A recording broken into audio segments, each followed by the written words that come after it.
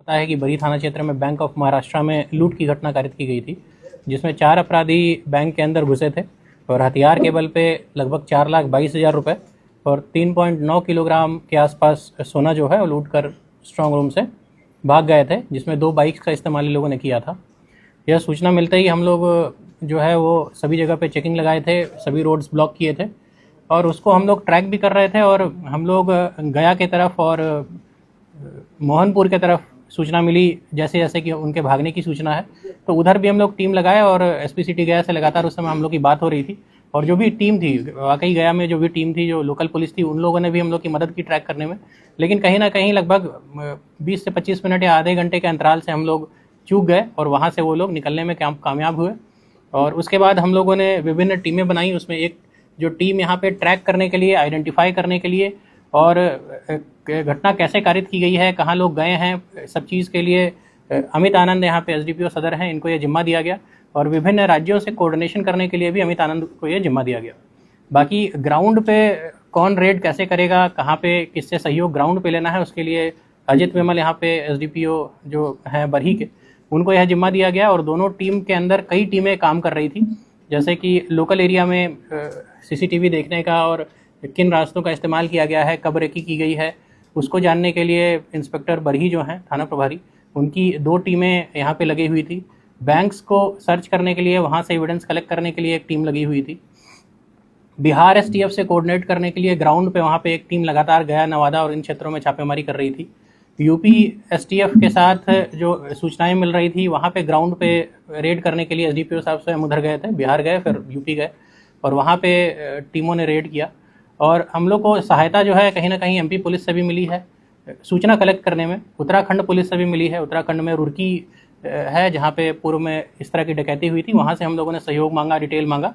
तो inter state coordination बहुत अच्छा रहा। हम लोगों ने जिस राज्य से, पश्चिम बंगाल से या फिर जहाँ से भी हम लोगों ने सहयोग मांगा और जो डिटेल मांगा वो हम लोग को मिला।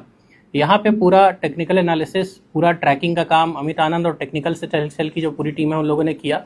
और हम लोग को सूचना, हम लोग ट्रैक करते जा रहे थे, मिस करते जा रहे थे, लेकिन हम लोग छापेमारी कर रहे थे और उसमें सूचना प्राप्त हुई कि ये लोग बनारस इंटर किए हैं। और वहाँ पर हम लोगों ने यूपी एसटीएफ से भी लगातार हम लोग संपर्क में थे ही, और संपर्क के बाद हम लोगों ने वहाँ रेड करवाया अपनी टीम से, जिसको अजित विमल लीड कर रहे थे।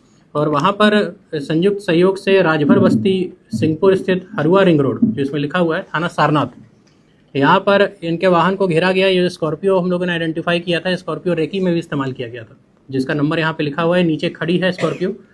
तो यहाँ पर जब इनको हिरासत में लिया गया तो इनसे पूछताछ करके लगभग 912.22 ग्राम सोना, 20 लाख रुपए और जो ये स्कॉर्पियो थी, और ये तीनों लोग पंकज सिंह, मोहम्मद अफजल और सौरभ कुमार यादव, इन तीनों की गिरफ्तारी की गई। और वहाँ से हम लोग इनको रिमांड पर वर्तमान में लेकर आए हैं। इन्होंने अन्य लोगों के संलिप्त होने की बात भी बताई है, जो बैंक्स में, इसमें से 3 लोगों में से 2 लोग बैंक के अंदर गए थे, 2 लोग और हैं जो बैंक के अंदर गए थे, और अन्य सहयोगी के रूप में अन्य लोगों का नाम भी बताया गया है, जिसको हम लोग अभी ट्रैक कर रहे हैं कि किस तरह से उन लोगों ने सहयोग किया है और क्या चीज़ें हैं। तो कुल इसमें लगभग 7 लोगों के इन्वॉल्वमेंट की बात हो सकती है, लेकिन डायरेक्टली ग्राउंड पे 5 से 6 लोग यहाँ पे आए हैं, बैकग्राउंड में अन्य लोगों ने भी काम किया है। ये जो इन लोगों ने जो घटना को अंजाम दिया है, ये फेसबुक और यूट्यूब में देख के, जो उड़ीसा में घटना हुई थी, उड़ीसा में गोल्ड लोन में लूट हुआ था, 8 किलो गोल्ड लूटा गया था, तो उसको देख कर इन लोगों ने प्लान किया कि बैंक ऑफ महाराष्ट्र हम लोग को लूटना है, क्योंकि यहाँ पे गोल्ड लोन दिया जाता है। और इन लोगों ने रेकी किया। ये 1 महीने से रेकी कर रहे थे, 1-2 महीने पहले से भी ये लोग अप डाउन कर रहे थे, इनके लोग रेकी कर रहे थे।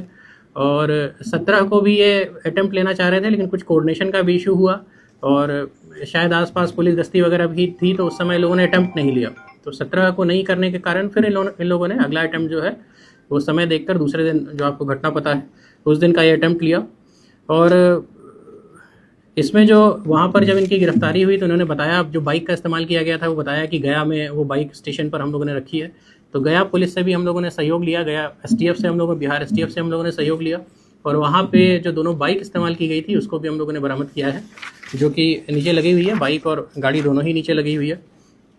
आने जाने के लिए इन्होंने डिफरेंट रूट्स का इस्तेमाल हमेशा किया, कभी गया बरही से आए, कभी नवादा से आए, कोडरमा से भी बीच में आने की बात आ रही है, धनबाद वाले रोड को भी यूज़ किया। तो एक रूट लगातार रेकी के लिए यूज़ नहीं किया, ताकि कोई अगर बाद में ट्रैकिंग करता है तो कन्फ्यूजन हो। आने जाने के क्रम में इन लोगों ने कभी डबलिंग की, कभी ट्रिपलिंग की, कभी सिंगल रहे। तो थोड़ा पुलिस को भी कंफ्यूज करने के लिए इन लोगों ने अपना टैक्टिक्स जो भी था अपने अनुसार इन लोगों ने लगाया है। जो भी हथियार वगैरह है उसके बारे में जानकारी हम लोग को मिली है, जहाँ पे इन लोगों ने छुपा के रखा है। हम लोग अभी पुलिस रिमांड के लिए अप्लाई करेंगे, क्योंकि हम लोग अभी लेकर आए हैं, इनको प्रस्तुत करेंगे कोर्ट में। और रिमांड पे अप्लाई करके अन्य जो चीज़ें हैं जो भी इन लोग के पास है वर्तमान में, वो बरामद करेंगे। और अन्य जो अभियुक्त बचे हैं उन पर भी हम लोग छापेमारी करेंगे। यहाँ पर आप देख रहे हैं तीनों लोग का आपराधिक इतिहास लिखा हुआ है, लेकिन यह शायद समेकित नहीं है। हमको मतलब जहाँ तक जानकारी है कि अन्य कांडों में भी इनका संलिप्तता रहा है। और इसमें जो दिख रहा है, इसमें पटना, पश्चिम बंगाल, बिहार, यूपी और उत्तराखंड जैसे राज्यों में, विभिन्न राज्यों में इन लोगों ने लगातार डकैती की है। ये अंतिम बार शायद 2019 में 2011 में जेल गया था। मतलब काफ़ी साल पहले ये जेल गया है, उसके बाद लगातार बाहर था और कई डकैतियां कर चुका है। और कई स्टेट की पुलिस इनको ढूंढ रही थी और कई स्टेट में ये लोग वांटेड हैं, जो लोग इसको रिमांड भी करेंगे। और हमारी टीम ने बहुत मेहनत करके इन्हें खोजा भी है, पकड़ा भी है। और जो भी टीम यहाँ बैठी है और इसके अलावा बैकग्राउंड में बहुत सारे जवानों ने और ऑफिसर्स ने भी काम किया है, तो वो हम लोग डिटेल इसमें दिए हुए हैं। जो सामान बरामद है वहाँ सोना है जो 912 ग्राम है, लगभग 1 किलो के आसपास। नगद है 20 लाख रुपए, 6 मोबाइल फ़ोन है वर्तमान में, एक स्कॉर्पियो गाड़ी